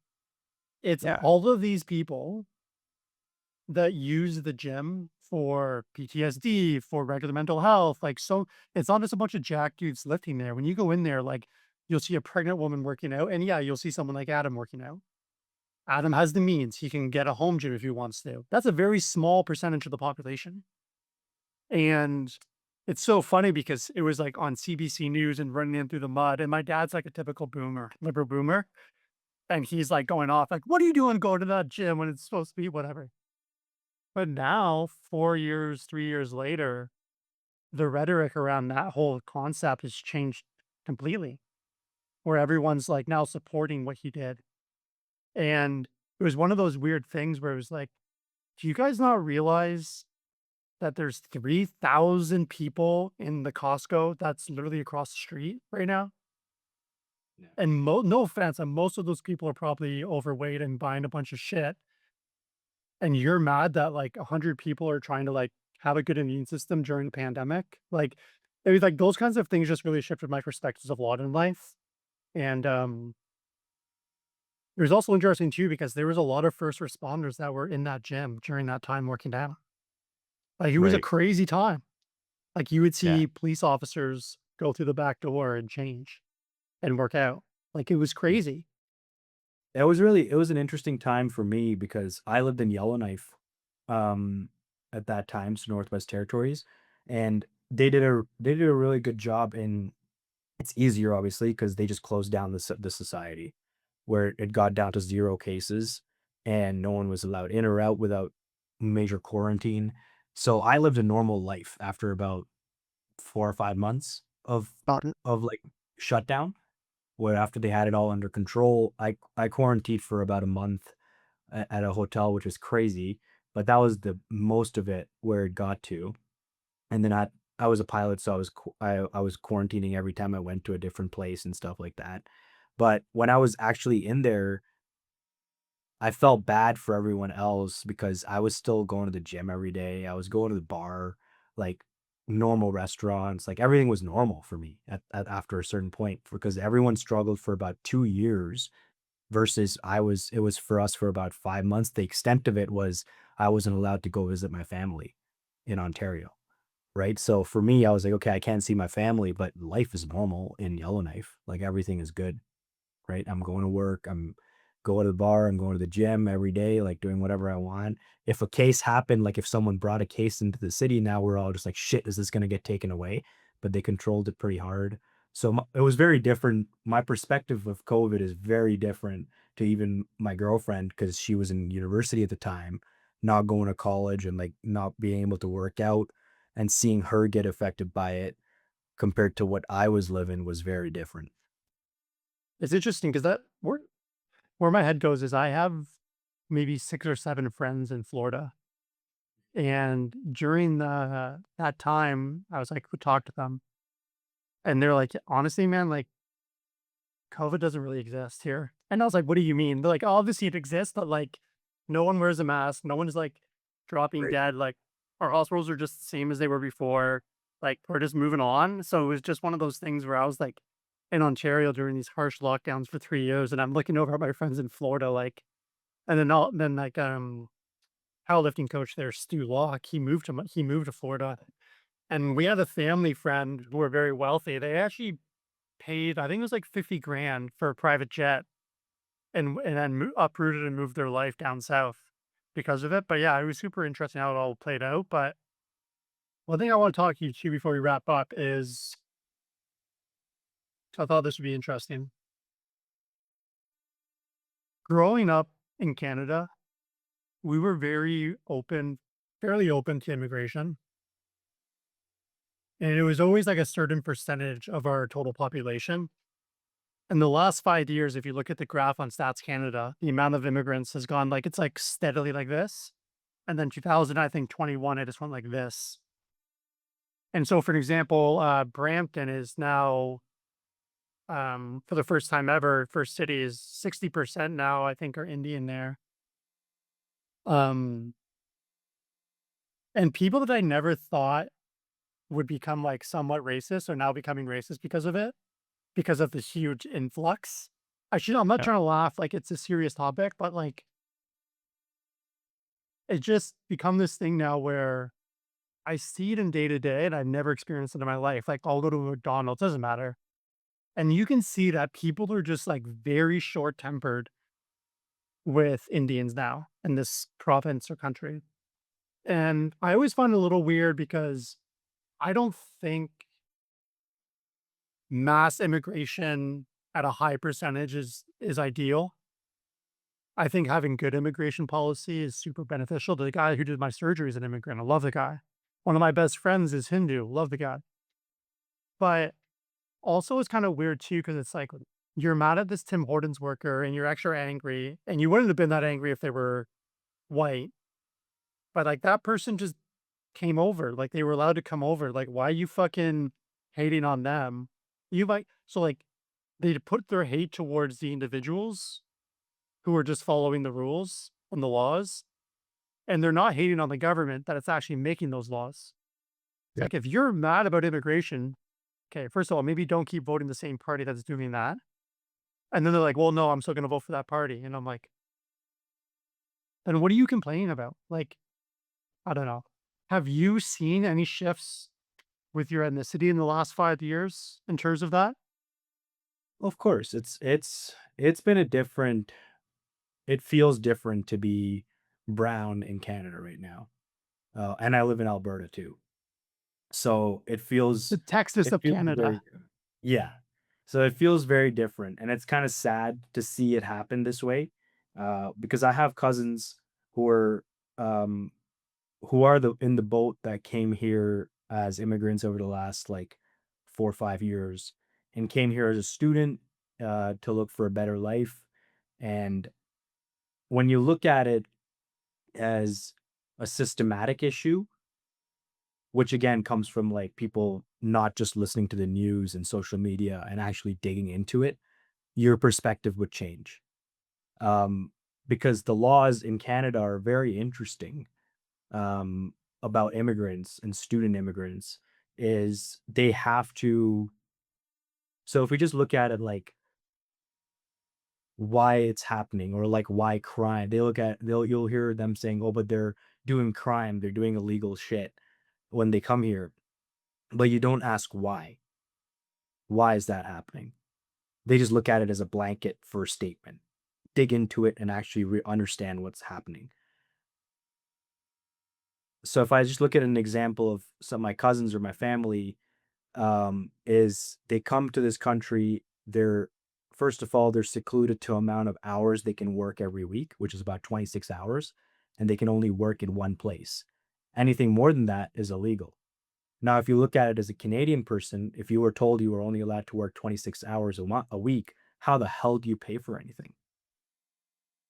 How do you afford anything? So of course, any desperate person is probably going to look at crime or doing some illegal tax stuff or get a cash job or something to make ends meet. Because it's not like shit's cheap, right? So just looking at it just from that perspective, you're like, okay, that makes no sense.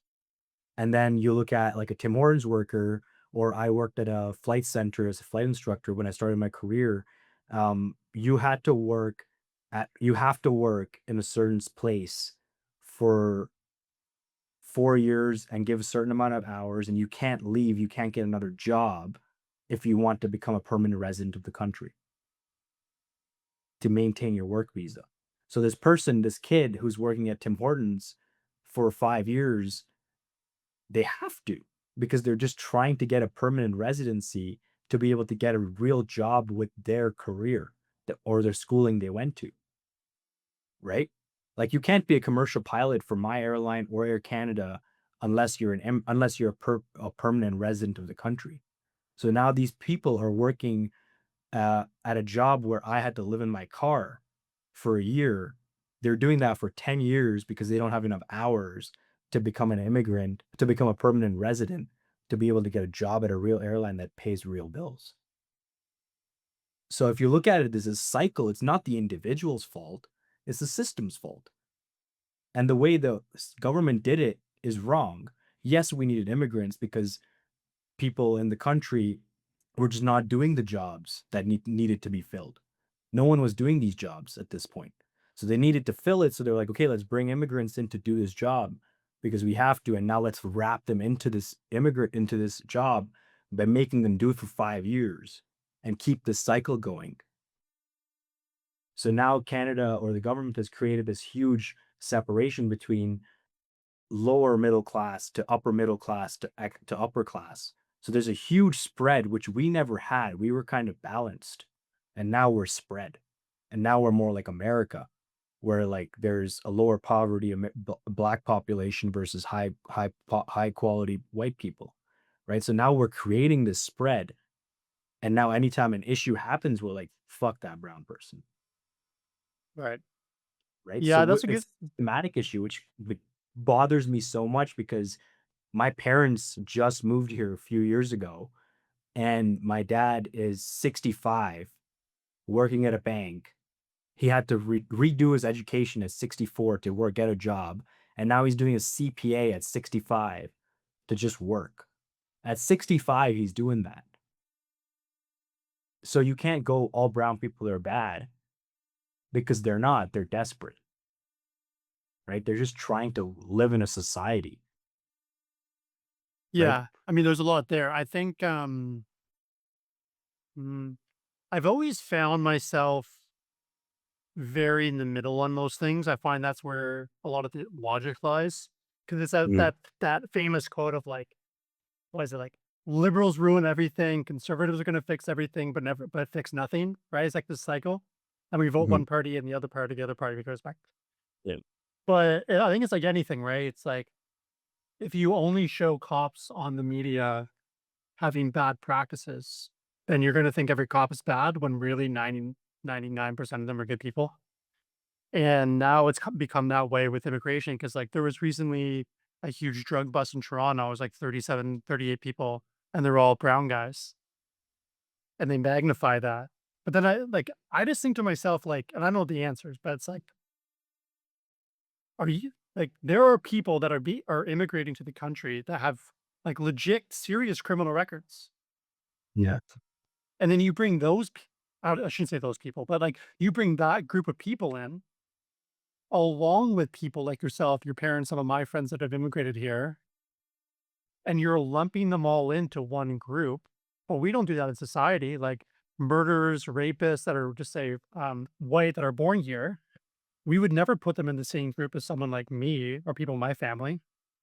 So it's like, yes, is there a lot of people coming over that are brown that have criminal records and they got in somehow and are doing bad shit? Yeah, of course. It's not, you're not going to deny that. But again, like you said, it's a system thing. Because you and I sitting here, we're not pressing the button on letting certain people in or not. So if they're going to let in people great upstanding citizens and not good citizens, you're going to have fucking problems. And now everyone's going to think that because you're brown.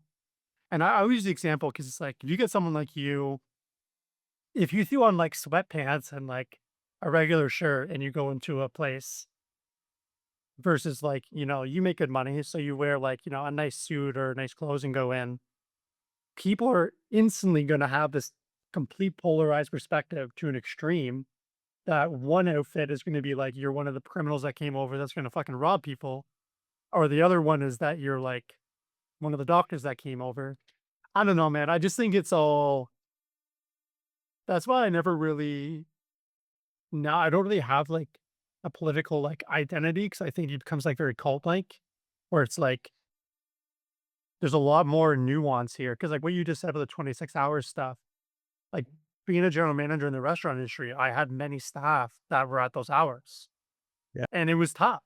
Like, one of the tough parts of my job was that, and not nearly what they went through, but, like, it's a really weird place as a general manager at a restaurant to have to track their hours and cut them off, Mhm.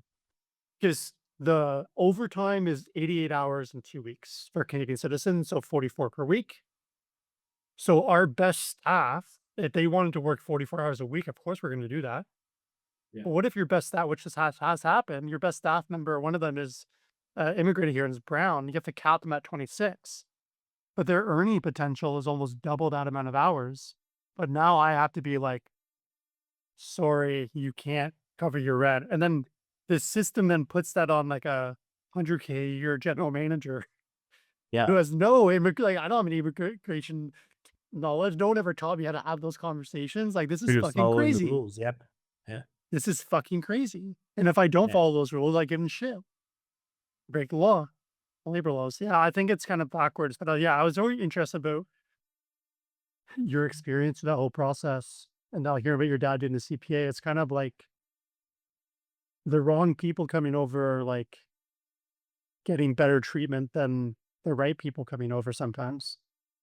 Yeah, and it's just always it's always been like this, right? Like, we in the American society that we live in, um, we're very good at painting a subgroup with a bad paintbrush. We're very good at it. Like, even if you just look at the news, it's always like the terrorists are doing this, but then if a white person would do a school shooting, it's mental health, right? It's never it's the definition of terrorism is that you're causing terror on a group. So why isn't a school shooter a terrorist? But why are we hearing that over and over and over again in our brain to make us feel like this is how it works, that brown people are terrorists, black people are gang members, and white people are good? Why is that something that's just ingrained in our brain? And it's really fucked up because people just listen to this perspective and shift, but they don't. I feel like the people who are in the middle, like us, will always listen to both sides and make our opinion. And that's the most important thing to do. But I just don't Yeah, think people just no, I are agree doing. with you.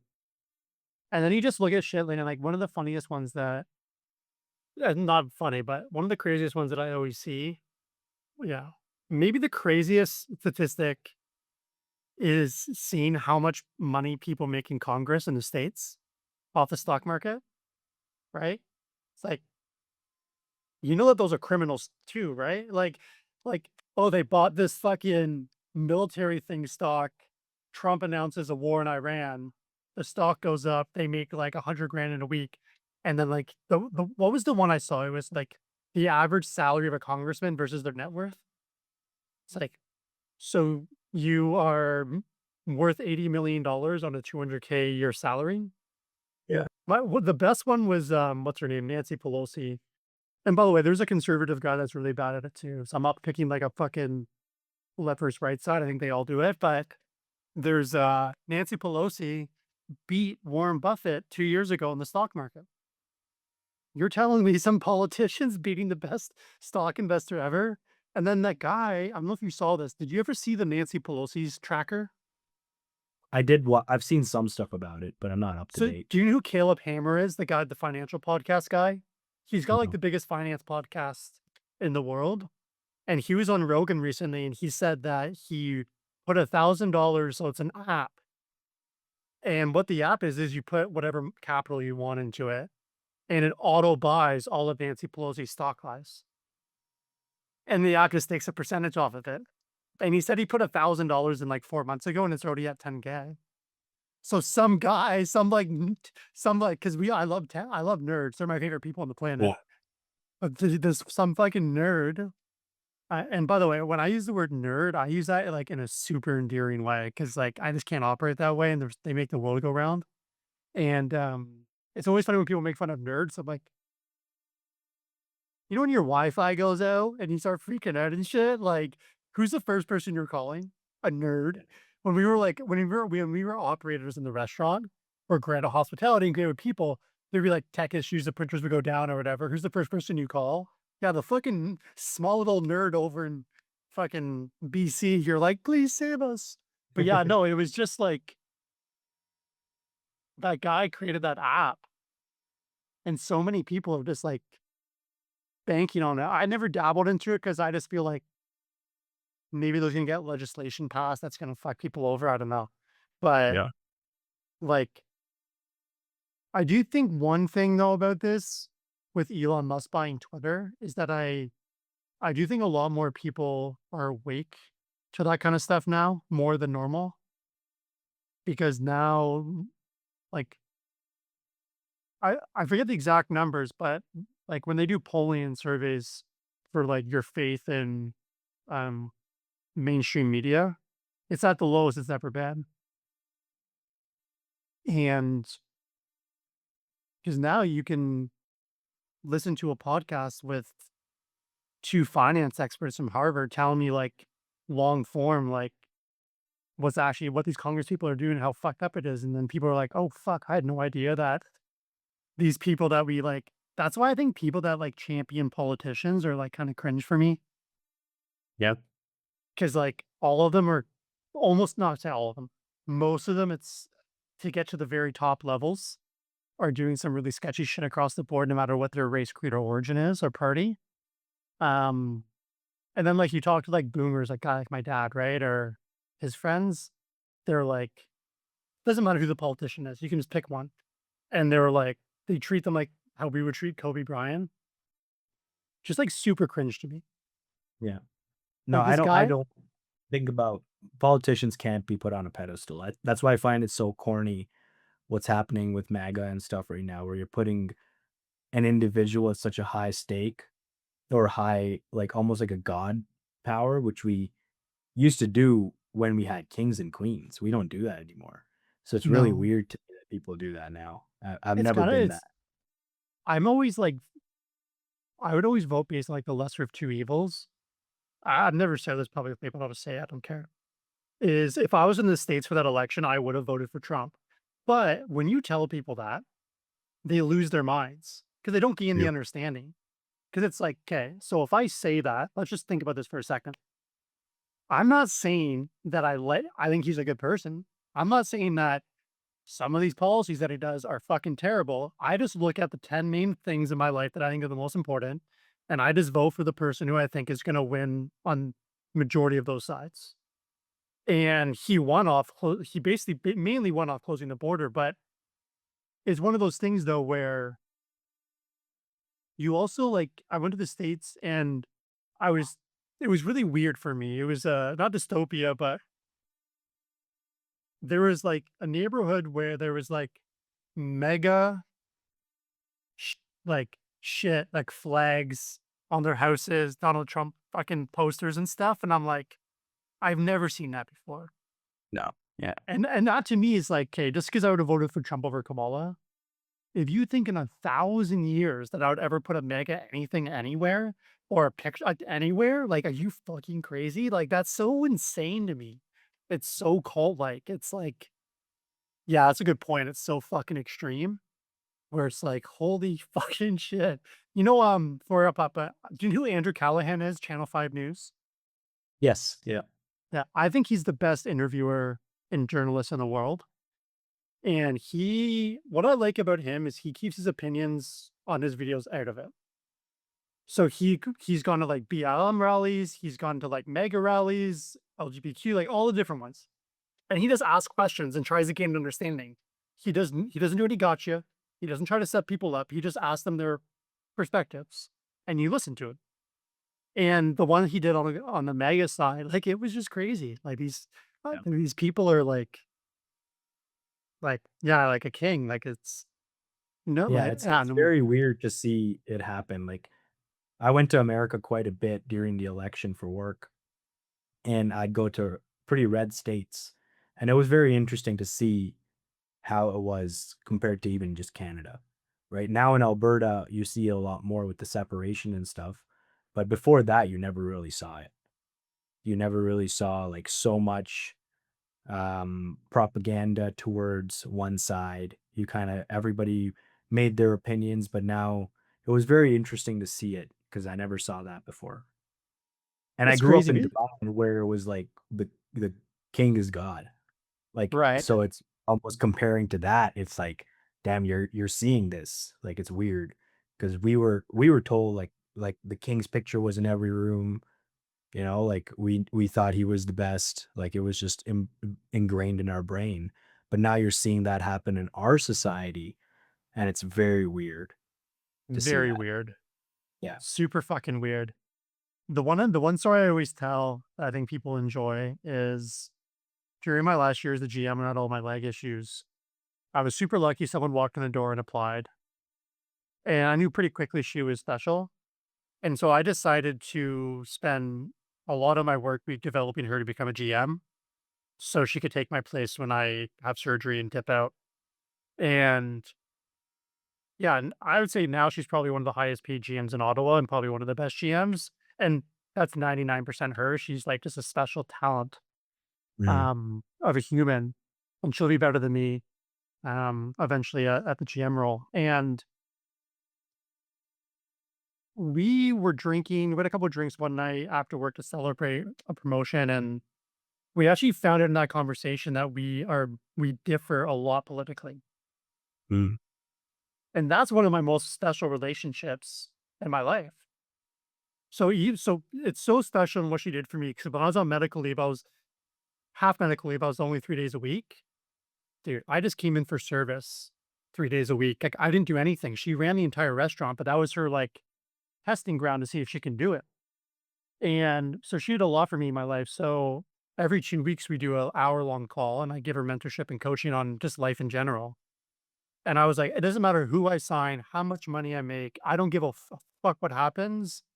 You will always get an hour every 2 weeks and you can still call me anytime if you need something. And we differ politically on almost every issue. Right. It's like,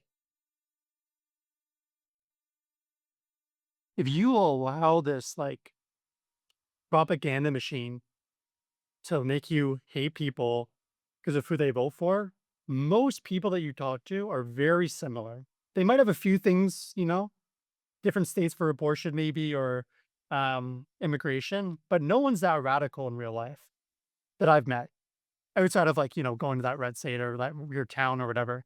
But like most people in my day to day that I've talked about politics, especially in the restaurant industry, it was 3 blocks from Parliament. Like politicians all the time came in, like we had these conversations, but like we were very similar on most things, even though we voted differently. And I think like people, again, they see the news and it's this like polarizing machine that you think if someone votes for Trump or Kamala, that they're like mega or they're like woke far left. But most people are like pretty Pretty neutral. similar on most things, and they think both sides are fucking crazy. Yeah. I mean, there's louder people, right? Like every side has really loud people. There's extreme MAGA people who are gonna put the flag, put his face everywhere, say stupid shit. And then there's people on the left side who are extreme left who are gonna say some stuff too. So that's why I think it's so important where people need to listen to both perspectives and make their opinions because that's the majority of society is the middle, right? The both sides are very small percentages at like extremes. It's the middle where you need to decide what's important to you and what matters to your household and your family and make that decision. Don't make those people's voices your voice. That doesn't you shouldn't be doing that. Yeah, for sure. And then one Yeah. thing too, on the last thing on that is even individual topics, like doesn't matter. Like, abortion is always a big one, but it's like if someone has a different opinion than me on that, like I don't just put them into this box that they're this terrible human. Because I've met people who would agree with me, just say I won't say my opinion, but I know people that agree with me that would agree with me on that topic that are horrible people in life. And I know people that would disagree with me on that topic that are genuinely good for this world and help so many people. Right. So it's like you really got to really evaluate people's like movement and character, Yeah. not just like because they're voting differently on an issue. Like it's like I said, some of my closest friends are have different opinions on me on certain these topics, and I mean, we rarely ever talk about them, but no one cares because we judge each other by our character and what we do for the world in different ways. Um, and I just think that you're in for a tough time because you're never gonna find someone that's gonna agree with you on all the topics, especially like with relationships now and like the dating world being such a nightmare. Um, in the last 2 or 3 years, like I've been on a lot of first dates, and I swear to God, they'd be like, "Do you like Trump?" I would say I've had at least 5 first dates in the last 3 years where that question's come up on the first date, and I can kind of respect it in a way because, like, you're trying to get the values and core values, but, like, my core va just say I would have voted for him over Kamala, like, but my core values and integrity could be significantly better than a guy who says, "I would have voted for Kamala over Trump." So it's kinda like you're kinda just going down the wrong way, and it's created this, like, not only divide in population, but also in the dating market. Because now Gen Z is having less sex than ever. Only 12% of them are married by the time they're 30, and I think that's a huge factor that plays into it is that, like, even on, like, dating app bios, it's like, girls will be like, "If you vote left, don't match with me." It's like, "Okay, well, you could have potentially closed the door on, like, a really great guy." Yeah. You know, it could have even been the typical blue eye, 6 feet, six-figure guy who's really nice, great relation with his family, volunteers at his fucking church every weekend or something. And no, you're just gonna date a scumbag because he votes left. Like it's just like mind blowing to me. Um, but yeah, I am happy to have you on, man. I I appreciate you being willing to talk on the last hour on some very serious and intense topics. Most guests that I have on don't or aren't interested in having that dialogue, which I do respect. Some of them are pro athletes, they don't want to get into it. So it's cool for me to actually finally have like a Joe Rogan guest for once where we can actually talk about certain things. Um, and it's cool that you're not afraid to share opinions. And I think free speech is like paramount, but I also don't think free speech is an excuse just to like share all of your intimate, intrusive thoughts to the world and like create conflict. But I do think there's a good time and place to, like, be able to talk about Israel, Gaza, or the Yeah. political spectrum in a way that it's healthy and it's not polarizing and, gonna create a lot of issues, so proud of you for doing that. Very few people will come on this podcast and have the balls to do that, so thank you very much. I am gonna leave you with one last question, and that is, if this is the end result being right now, because the future hasn't happened yet, if you could go back to when you were 14, what's the one thing you would have done differently?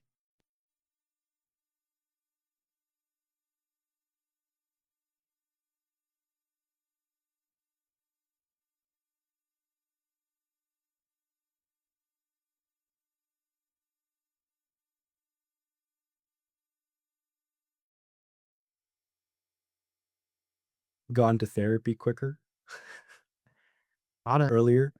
Yeah. Because I think a lot of stuff that happened to me in my year, like when I was 9, 10, hit me when I was, it was a growing age, right? So your brain's developing, obviously. So you kind of you suppress because there's so many more things happening. You're learning at a rapid pace.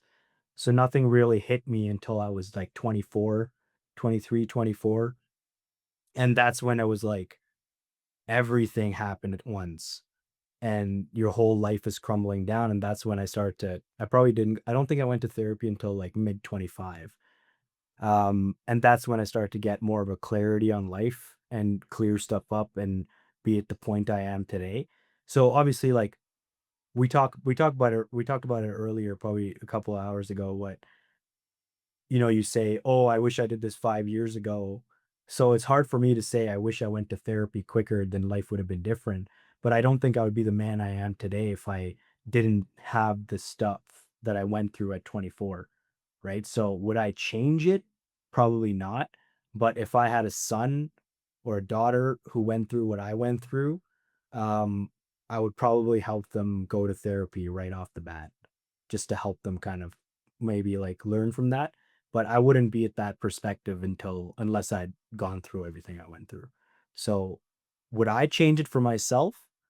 Probably not, but if I could change it for my kids, I will. I've never shared this on the podcast. The reason why I asked that structured question the way I do is because probably maybe 8 times out of 10, the feedback that I get is that question is drives the answer that gives the listener the most value. Mm. And you get this wide range of all these hyper successful people in society sharing their one thing. Eventually, I'll compile them all. But I think at the end of the day, when I compile them all up for 50, 100 episodes and I put that on one video, I think it's going to be really beautiful to see because they're all such great answers Mhm. for anyone who's maybe where we were at 25 or 20 to be able to like avoid maybe some of the mistakes. Right. So yeah, it's great. Well, everyone, that's Mally, the great Mally. I appreciate having you on, man. Thank you very much. Thanks for your time.